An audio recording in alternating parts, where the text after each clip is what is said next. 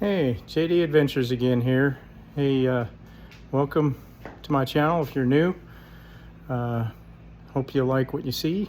And if you like what you see, give me a thumbs up. I would like to hear back from you, maybe in comments too, if you like to tell me anything I can work on my videos, because I'm new at this. I've only been doing it a little more than maybe 2 months now. And I know I haven't posted anything for a while. For those that have already subscribed, sorry about that.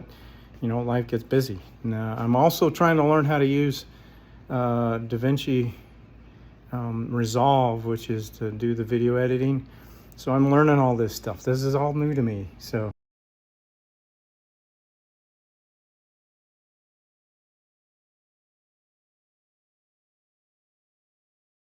view on my road bike that I ride, and I know I talked about doing an update on that review on the different type of bikes and stuff, and also how to buy them and all that kind of stuff. So I'm going to kind of go through some of that today. I want to talk about that, but I also want to talk about real quick organizing the bikes. So a lot of people, when they buy bikes, they're kind of trying to figure out how to store them. So in my garage, I actually use what's called the steady rack. So this is the steady rack. As you see, this actually swings like 180 degrees, or well, about 130 degrees or so. So it's really kind of nice. This one here is made for a road bike. And then if you see it, this one here, this is made for my mountain bike. And it's a little bit wider. If you see on this other one right here, this is a lot wider, the thickness of it. So it's made for like fat bikes and mountain bikes. And this essentially just kind of rolls on here. Let's see if I can do it with one hand, because it's a little more difficult, but it just rolls into it and sits in there like that. And then, like I said, you can swing this basically almost 130 degrees. And like if you were to do this along the side of your garage, this would actually work really well, because you can swing these all the way to the side and still have it on the side of your garage, and makes it really nice. I like these that way. But because it's at the back of my garage though, I don't have to worry about it as much. But it still makes it nice though when I'm getting out of, because I have these really close. I can get in and out and pull my road bikes off or other mountain bikes, because my mountain bike handlebars, of course, are really wide. But the other thing is I've got this mounted with this 2x4, and then this here is where the lag bolts are. So I've got this 2x4 stuck into the studs behind, and then the lag bolts go into the stud, or to the 2x4 that I have across it. But yeah, that makes it, sorry, dropped the plastic cover. But this makes it so that I can mount my bikes in the back of the garage, and I can still have room and space. And I like them, so they work good. So enough of that. Let's go talk about my bikes real quick. So as we were talking in the previous video, I talked about how bikes can get expensive real quick. Now, if you follow like a classic or classified place that sell bikes online, or maybe you can go to a local bicycle shop, you might be able to find people that are in the process of trying to sell their bike, and you don't have to spend as much. Like for example, the bike that I have here is, this one here is one of my older ones that I rode, and I got that for $500. Now on here, I actually have Ultegra. That's the Ultegra Shimano setup. But then I have the Durace rear derailleur and back sprocket. And this is a nice setup here. And for $500, that's a full carbon fiber frame. And it's got decent wheels on it. It's a nice bike. And that's, if you're lucky, and the good deals are going to go fast, so you'd have to make sure you're monitoring whatever classified that you're looking at, or talking to your bike shop quite a bit, or even giving them your phone number when someone comes in and says, hey, I'm selling my bike, for blah blah, you know, for a certain amount, and then they can call you and let you know. But it's hard to get in because a lot of even just new entry-level road bikes are almost $1,000 anymore if you're lucky.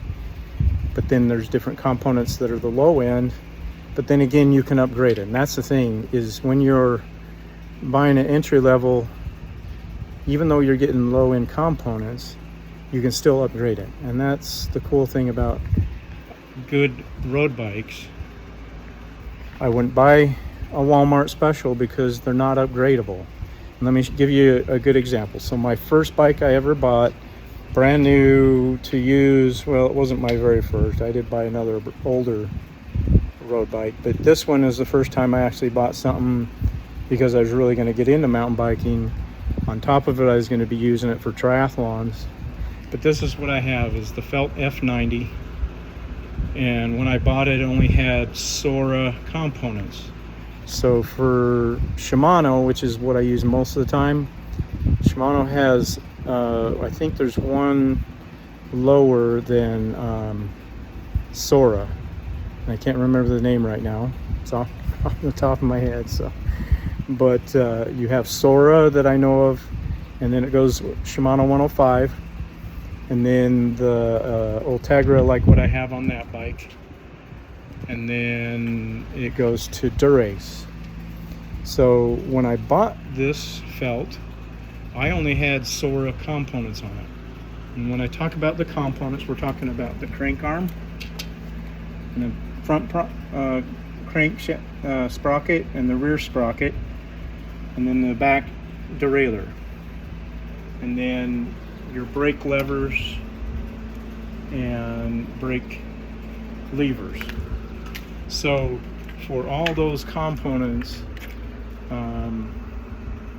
those are the that's what I talk about when you're talking about components. It's everything that you use for shifting and the chain, you know, for your drivetrain stuff. So Sora is what I had on this bike originally.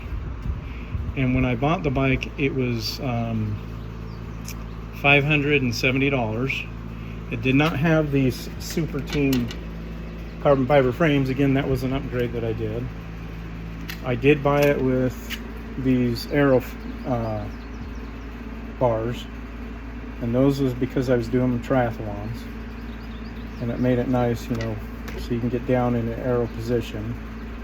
And of course, I didn't have all the components that are on it now, but then I upgraded and I put the Shimano 105 components. Again, upgraded levers, upgraded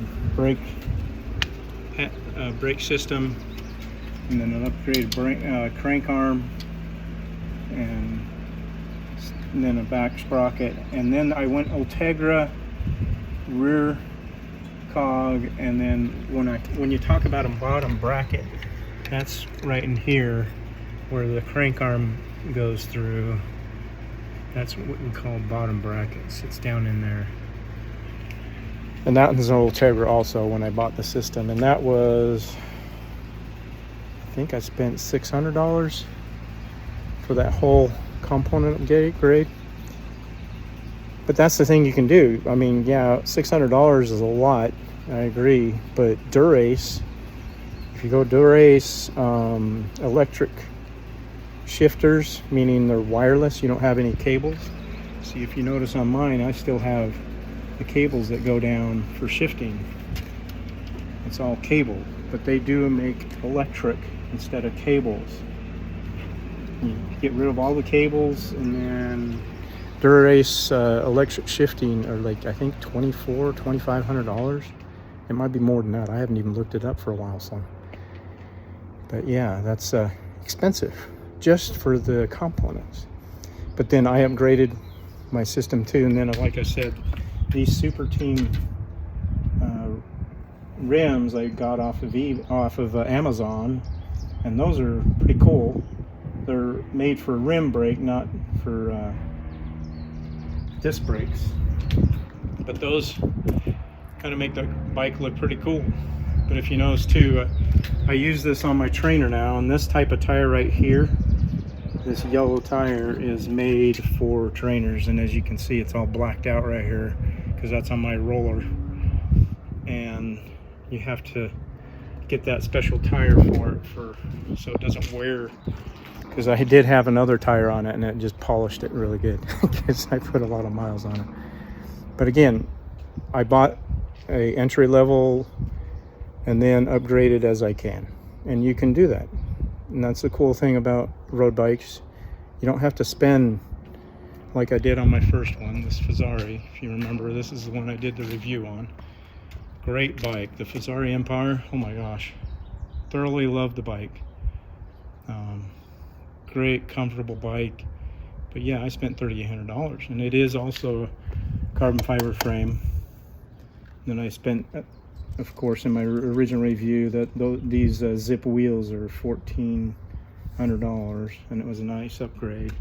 And then I have rim brakes, or excuse me, disc brakes in here.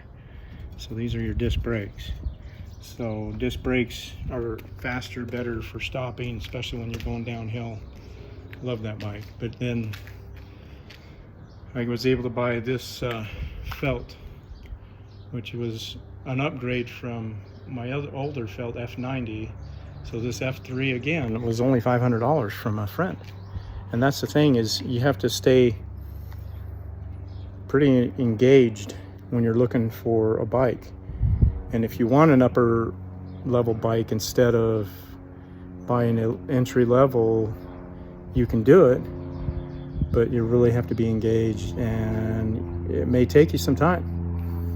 I got lucky on this one, and sometimes that's what it comes down to.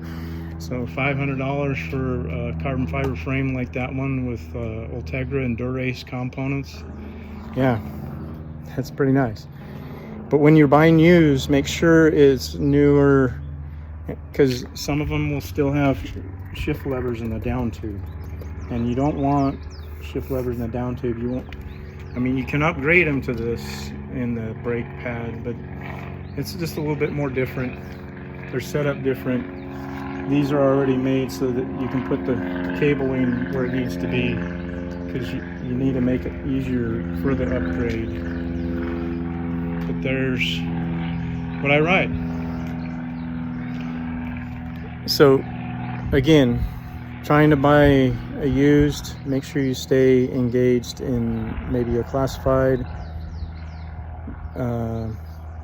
online program, or a place like here we have KSL classifieds, and if you stay constantly looking on it every day, you might be able to find a decent deal. And if you find it, make sure you call quickly, because yeah, the good deals are going to go quick.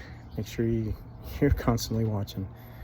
If you like what you see, give me a thumbs up. I'll probably do other videos about stuff that I do on bikes and upgrades, but I love to cycle, and as you can see, I have my 3 bikes. And give me a thumbs up if you want to follow me. Subscribe. I would always like to hear comments. Oh, I can't even speak. But comment if you see something that I can do better on my videos, and then I'll try and put up videos a little bit more. I'm a little bit slower in getting some of my videos done. I'm trying to learn DaVinci Resolve a little bit and how to edit videos. So you guys have a great day.